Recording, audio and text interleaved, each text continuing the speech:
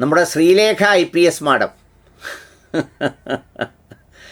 ഈ ആളുകളൊക്കെ വിചാരിക്കുന്നത് പോലെ കുറച്ചാളുകൾക്ക് സിവിൽ സർവീസിൽ കിട്ടി, അല്ലെങ്കിൽ അങ്ങനെയൊക്കെ വളർന്നു വലുതായി എന്നുള്ളതുകൊണ്ട് ഈ തിരിച്ചറിവും ഔചിത്യവും ഒന്നും കാര്യമായി ഉണ്ടാവണമെന്ന് നിർബന്ധമൊന്നുമില്ല.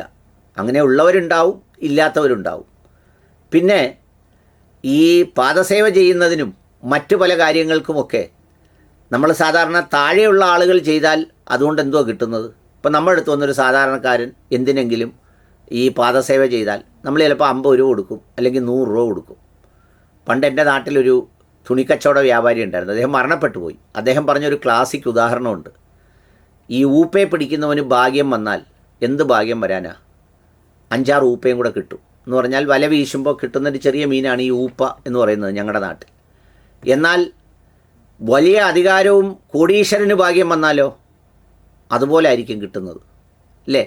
നമ്മുടെ നാട്ടിലിപ്പോൾ മീൻ കച്ചവടം ചെയ്യുന്ന ഒരാൾക്ക് ഭാഗ്യം വന്നാൽ എന്തോ അന്ന് വിൽക്കുമ്പോൾ 2000 രൂപയുടെ കിട്ടും.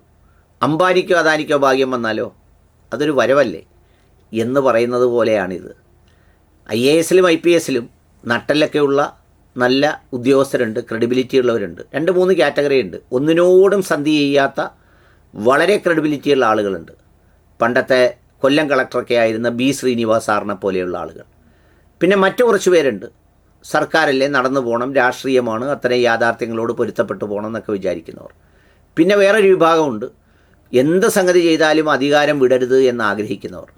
സാക്ഷാൽ നമ്മുടെ ശ്രീലേഖ മാഡമൊക്കെ ഈ പറയുന്നത് പോലെ ഇപ്പോൾ പുറത്തിറങ്ങിക്കഴിഞ്ഞ് സർവീസിലിരുന്നപ്പോൾ അത്രമേലൊന്നും നാറുകയോ വാങ്ങിച്ചു കൂട്ടുകയോ ഒന്നും കിട്ടിയില്ല. എന്നാൽ പിന്നെ പുറത്തിറങ്ങിക്കഴിഞ്ഞതാകാം എന്ന് വിചാരിച്ചാണ് ഇപ്പോൾ പ്രവർത്തനം തുടങ്ങിയിട്ടുള്ളത്.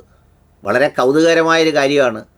സിനിമയിലെ കഥാപാത്രങ്ങളെ ആരെങ്കിലും ഒരാൾ കൊല്ലുമ്പോൾ അല്ലെങ്കിൽ കൊല്ലപ്പെടുമ്പോൾ അതിനകത്ത് ജാതി നോക്കണമെങ്കിൽ, അത് പറയണമെങ്കിൽ എത്ര ഉളിപ്പില്ലായ്മയും തൊലിക്കട്ടിയും ഔചിത്യക്കുറവും ഉണ്ടാകണമെന്നൊന്ന് ആലോചിച്ച് നോക്കി. എന്തിനാണ് ഖുറൈശി മറ്റേ ആളിനെ കൊന്നത്? എന്തുകൊണ്ടാണ് ജിതിനെ അങ്ങനെ കൊല്ലാതിരുന്നത്? അങ്ങനെയാണെങ്കിൽ നമ്മുടെ ഇപ്പോഴത്തെ സാക്ഷാൽ ഭാവിയിൽ സവർണ കുലജാതനാകാൻ ആഗ്രഹിക്കുന്ന നമ്മുടെ സുരേഷ് ഗോപി ഏട്ടനെ പോലെയുള്ളവരൊക്കെ കമ്മീഷണറിലും അതുപോലെ തന്നെ മറ്റു പല ഈ സിനിമകളിലുമൊക്കെ എത്രയോ പേരെ ആരെയെല്ലാം വെടിവെച്ച് കൊല്ലുന്നു. അതിനകത്ത് സ്വാമിമാരെ വെടിവെച്ച് കൊന്നിട്ടുണ്ട്, വലിയ കള്ളക്കടത്തുകാരെന്ന പേരിൽ മുസ്ലിം നാമധാരികളെ കൊന്നിട്ടുണ്ട്, അതുപോലെ പല സംഗതികളും കൊന്നിട്ടുണ്ട്. അങ്ങനെ കൊല്ലുന്നവർ ചിലർ പച്ച ബനിയൻ ധരിച്ചവരുണ്ടായിരുന്നു, പച്ച നിക്കറിട്ടവരുണ്ടായിരുന്നു. ശ്രീലേഖ ചേച്ചി ചെയ്യേണ്ടത് മലയാള സിനിമയുടെ ഒരു 50 വർഷം പഠിക്കണം. എന്തായാലും ഈ ആളുകൾക്ക് ഈ യുക്തിബോധം നഷ്ടപ്പെടുന്നത് ചില മേഖലയുമായി ബന്ധപ്പെട്ടാണ്. ഇപ്പം ചേച്ചിക്ക് നഷ്ടപ്പെട്ടിരിക്കുന്നത് ഈ ഭാവനാത്മകവും ഒക്കെ ആയിട്ടുള്ള ഒരു കലാരൂപവുമായി ബന്ധപ്പെട്ടതാകയാൽ ഒരു 10-25 വർഷത്തെ സിനിമ എടുത്ത് പരിശോധിക്കണം. എന്നിട്ട് ഏതൊക്കെ ജാതിക്കാരാണ് ഏതൊക്കെ മതക്കാരെ കൊന്നത് എന്നുള്ളത് നോക്കണം. നോക്കിയിട്ട് അതിനെ സംബന്ധിച്ച് വളരെ കൃത്യമായൊരു പ്രബന്ധം എഴുതിയാൽ ഈ കാലാനുസൃതമായി ഇതിൽ വന്നിട്ടുള്ള മാറ്റങ്ങളെക്കുറിച്ച് ശ്രീലേഖ മാഡത്തിന് കേരളത്തോട് പറയാം. അത് വലിയൊരു അപൂർവമായ അറിവായിരിക്കും. ആർക്കാ? ആളുകൾക്ക്. എന്തറിവ്?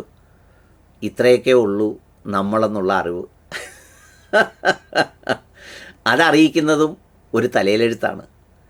ഞാനിപ്പോൾ ഒരാളായി ജീവിച്ചു, അല്ലെങ്കിൽ ഒരാളായി ഇങ്ങനെ മുന്നോട്ട് പോകുന്നു.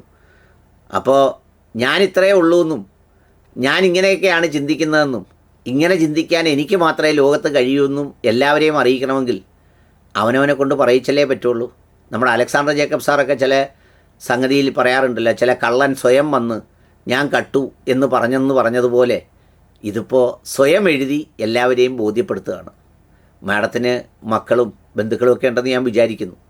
ആരെങ്കിലുമൊക്കെ അതൊന്ന് പറഞ്ഞു കൊടുത്തിരുന്നെങ്കിൽ നന്നായിരുന്നു.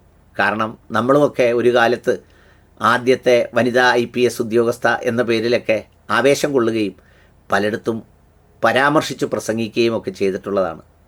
അതുകൊണ്ടൊരു വിഷമം, അത്രയേ ഉള്ളൂ.